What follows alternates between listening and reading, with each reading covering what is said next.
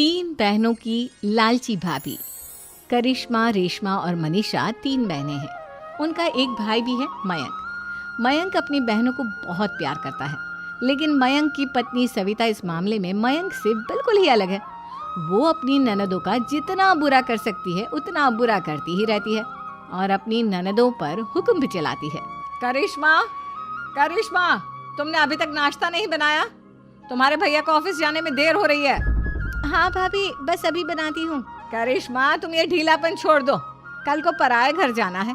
वहाँ अगर तुम इस तरह से काम करोगी तो लोग क्या कहेंगे कि माँ ने और भाभी ने कुछ सिखाया नहीं। और तुम्हारी दोनों बहनें कहाँ हैं? रेशमा मार्केट गई है और मनीषा सो रही है। क्या? सुबह के 8 बज रहे हैं और ये महारानी अभी भी सो रही है?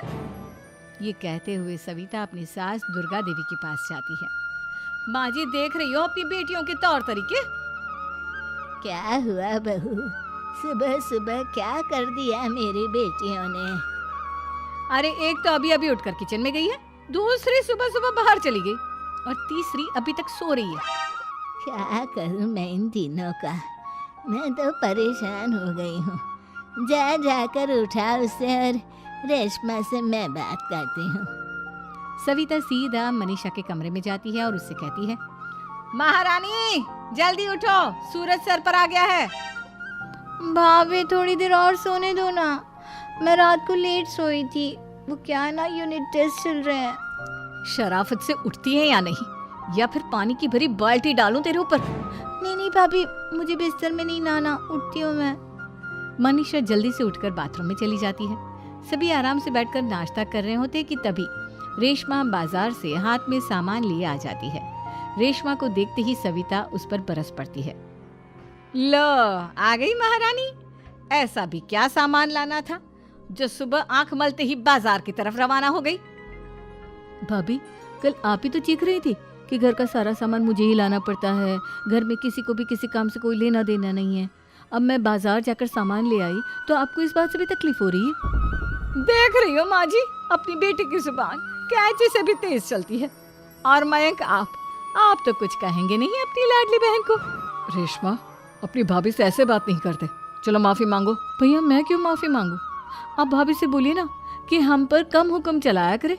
हम इस घर की बेटियां हैं और आपकी पत्नी की ननद है, नौकरानी नहीं। लो कर लो बात। इनकी भलाई के लिए कुछ भी बोलो तो इन्हें बुरा लग जाता है। इस घर में यही इज्जत है मेरी। देख लो माँ जी, आपकी बेटी किस लहजे में मुझसे बात कर रही है। सविता वहाँ से चली जाती है। मयंक को बहुत गुस्सा आता है, वो भी वहाँ से चला जाता है। फिर करिश्मा रेशमा को समझाती है। रेशमा, तुम्हें भाभी से माफी मांग लेनी चाहिए थी ना। लेकिन दीदी, मैंने कुछ किया ही नहीं, तो मैं माफी क्यों मांगू? हाँ करिश्मा दीदी, रेशमा दीदी जैसे ही घर में आई भाभी ही उन पर चिल्ला रही थी। हाँ, मैं मानती हूँ कि गलती भाभी की थी। मैं तो इसलिए बोल रही हूँ कि भाभी ने माँ को तो पूरी तरह अपने वश में कर लिया है। वो हमारी बात सुनती ही नहीं। मयंक भैया हमारे लिए हमेशा खड़े रहते हैं, इसलिए उनकी बात का मान तो तुम्हें रखना चाहिए था ना। कोई फायदा नहीं दीदी, कुछ दिनों की बात और है, भाभी उन्हें भी हमारे खिलाफ भड़का देंगी। फिर वो भी माँ की तरह हमारी किसी बात का विश्वास नहीं करेंगे। इसी तरह सविता अपनी तीनों ननदों को किसी न किसी बात पर परेशान करती रहती थी। एक दिन मयंक अपनी तीनों बहनों के लिए गिफ्ट लाया।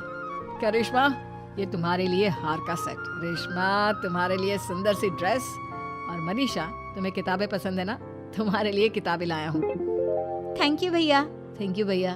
थैंक यू भैया। करिश्मा, तुम्हारा नेकलेस कितना सुंदर है, ये भैया कहाँ से ले आए होंगे? मैंने भैया को 3 दिन पहले फोन पर ये डिजाइन दिखाया था और आज भैया ये ले आए। सविता तो अपनी ननदों के गिफ्ट्स देखकर जल गई और करिश्मा का नेकलेस तो उसे भी बहुत पसंद आया था। अपनी बहनों के लिए कितना अच्छा नेकलेस लेकर आए हैं, मुझे कभी कोई गिफ्ट नहीं दिया। मैं आज ही ये हार चुरा लूंगी। रात में सविता करिश्मा का हार चुरा लेती है और इसी तरह उसे अपनी ननदों की जो भी चीज अच्छी लगती वो उसे मांगती नहीं, बल्कि रात के अंधेरे में चुरा लेती। इसी तरह दिन बीतते गए और सविता ने मयंक के दिल में भी उसकी बहनों के लिए नफरत पैदा कर दी। एक दिन मयंक ने करिश्मा और रेशमा के लिए रिश्ता देखा और ये बात उसने घर में सबको बताई। माँ, करिश्मा और रेशमा के लिए बहुत अच्छा रिश्ता आया है, वो लोग कल इन्हें देखने आ रहे हैं। आप और सविता मिलकर सारी तैयारी कर लेना। ये सुनकर करिश्मा और रेशमा खुश हो जाती हैं, लेकिन सविता सोचती है अगर इन दोनों बहनों की शादी हो गई तो घर और बाहर का काम कौन करेगा? मनीषा तो एक नंबर की कामचोर है, उससे तो किसी बात की उम्मीद लगाना ही बेकार है। मुझे इस शादी को रोकना होगा। अगले दिन सभी लड़के वालों के स्वागत की तैयारी करने में लगे होते हैं।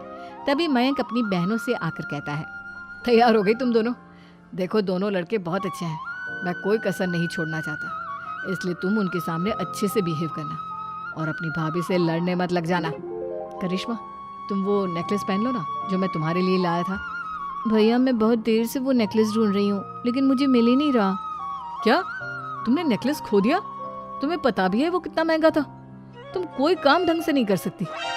मयंक गुस्से में वहां से चला जाता है। थोड़ी देर बाद लड़के वाले भी आ जाते हैं। वो दोनों बहनों को पसंद कर लेते हैं और रिश्ता पक्का हो जाता है।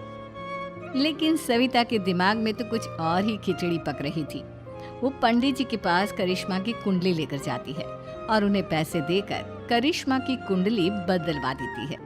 जब लड़के वालों के पास करिश्मा की कुंडली जाती है तो वो दुर्गा को फोन करते हैं। बहन जी, हमने करिश्मा की कुंडली अपने पंडित जी को दिखाई थी। आपकी बेटी की कुंडली नहीं बल्कि दोषों का पिटारा है। देखिए, मैं और मेरे पति इन सब बातों में बहुत विश्वास करते हैं, इसलिए हम आपकी बेटी से अपने बेटे की शादी नहीं करा सकते। इस तरह करिश्मा का रिश्ता टूट जाता है और सभी घर वालों को बहुत दुख होता है। अब कविता सोचती है, चलो करिश्मा का तो रिश्ता टूट गया, अब रेशमा का भी रिश्ता तोड़ना है। क्या करूं? अब सविता आवाज बदलकर किसी अननोन नंबर से रेशमा के होने वाले ससुराल में फोन करती है। हेलो, मैं कौन हूँ कौन नहीं ये आपके लिए जानना जरूरी नहीं। बस इतना सुन लो कि रेशमा का 2 साल से किसी के साथ अफेयर चल रहा है। बस रेशमा का रिश्ता तोड़वाने के लिए सविता का इतना कहना काफी था। अब रेशमा का भी रिश्ता टूट गया। मयंक और दुर्गा देवी ने रेशमा को खूब खरी खोटी सुनाई और उससे बार बार उस लड़के के बारे में पूछने लगे। आप दोनों मुझे क्यों परेशान कर रहे हो?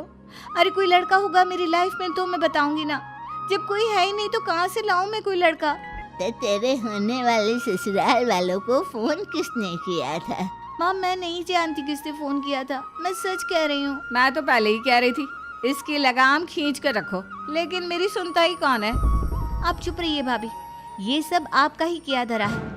अब तीनों बहनों को विश्वास हो जाता है कि ये सब उनकी भाभी ही कर रही है। तीनों बहनें अपनी भाभी को सबक सिखाने के लिए एक वकील कर लेती है और घर में हिस्सा मांगना। देखो भैया, माँ बाप की जायदाद में जितना बेटों का हक होता है उतना ही बेटियों का, इसलिए इस घर के 4 हिस्से होंगे और हमें अपना हिस्सा चाहिए। मैंने तुम्हारे लिए क्या क्या नहीं किया और तुम इस घर में हिस्सा मांग रही हो? भैया, आप और माँ हम बहनों की कोई बात नहीं सुनते हो और भाभी हमारी शादी नहीं होने देगी क्योंकि उन्हें लगता है कि आप हमारी शादी में ज्यादा पैसा लगाओगे और उन्हें हम जैसी फ्री की नौकरानी कहाँ मिलेगी। तो हम भाभी के साथ तो रह नहीं सकते, हम बहनों को अपना हिस्सा चाहिए। अरे तुम्हें शर्म आनी चाहिए अपने भाभी पर ऐसा इल्जाम लगाते हुए। वो तुम्हारे बारे में कितना सोचती है। हाँ माँ, भाभी हमारे बारे में बहुत सोचती है, दिन रात बस यही सोचती रहती है कि किस तरह से अपनी तीनों ननदों को परेशान करूं और कभी मुझे पढ़ने भी नहीं देती। दोनों बहनों का रिश्ता भी तो इन्होंने ही तोड़वाया है और रात में हमारे कमरे में आकर हमारी चीजें भी चुराती हैं। इसी तरह सविता की तीनों ननदें अपनी बात पर अड़ी रही। अब कोर्ट में तारीख भी शुरू हो गई। जब सविता को लगा कि उसकी तीनों ननद इतनी आसानी से नहीं मानने वाली, तो उसने अपने पति और सास को सारी सच्चाई बता दी और अपनी तीनों ननद से माफी मांगी। मयंक और दुर्गा को भी अपनी गलती का एहसास हो गया। अब सविता खुद करिश्मा और रेशमा के लिए अच्छा रिश्ता ढूंढती है और उनकी शादी करवाती है।